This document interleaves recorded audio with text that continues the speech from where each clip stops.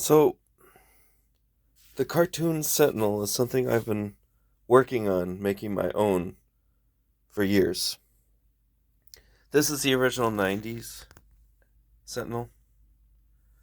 And then when they made this, I thought, oh, is that really a 6-inch scale? And then when they made the new color versions, I thought, oh, okay, kind of makes sense because this is the size of the Sentinel in the arcade game. I was unable to get the one that comes with the rock. I like the rock. I would like to get the rock someday. Just the rock. I don't need any more Sentinels. I kept one. Again, it's just the wrong size. I just wanted to have it for my records. I like this figure, although it doesn't move. I like that it can fall over. No. I like that it can capture an enemy and store it inside, although that makes no sense. I like that it shoots its fist. I like that it has the grabber claw as close to a tentacle as you could get from back then. Kind of a neat toy. I spent a lot of time playing with that. A Mongol from Superman, Mattel, DC, whatever. I took one and I molded his face to be a sentinel. I may even cut his nose off. I don't seem to recall. Not my best paint job, but for me, it's as good as it pretty much gets.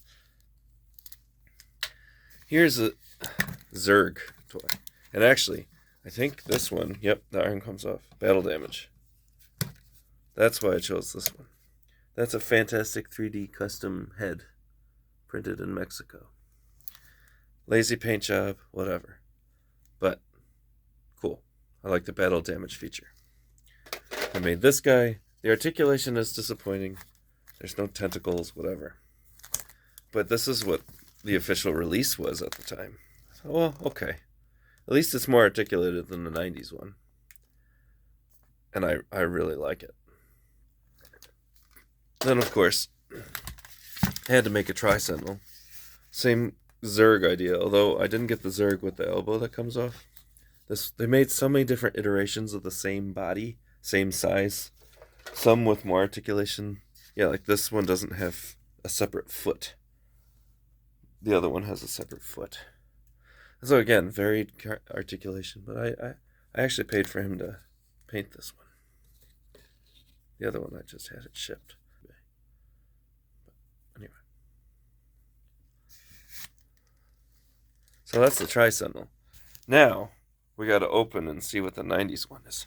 Before I do that, maybe let's just take a jog over here. Compare and contrast to the Master Mold. I'm really curious to see Master Mold up with the 90s. I wonder if it's about the same size. I really hope it's smaller. I think it's smaller just by judging the size of the box. So this is the ridiculousness of Hasbro. As you can see, there's the box. Oh, look, another box. There it is. I'd say it's taller. We'll see.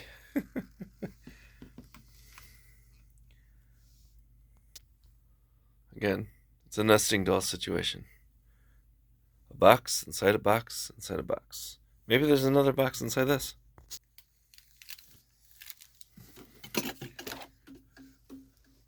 Okay, we're going to try keeping this stationary.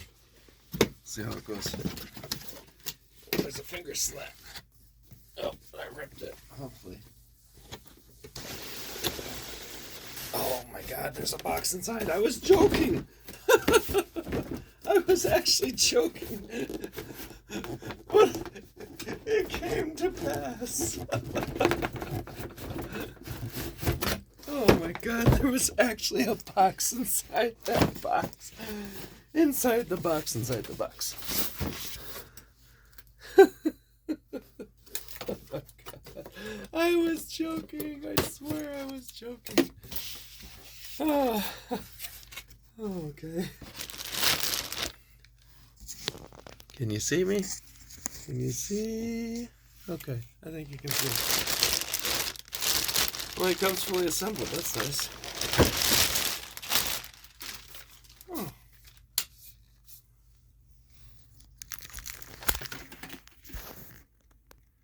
Yeah, okay.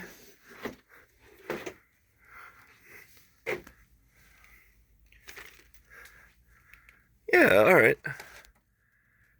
A little too big to be birthed from master mold, but I mean, to make a toy as big as master mold would be required to be to birth this thing. Yeah, that's okay. Alrighty then. Holt mutant alpha level detected.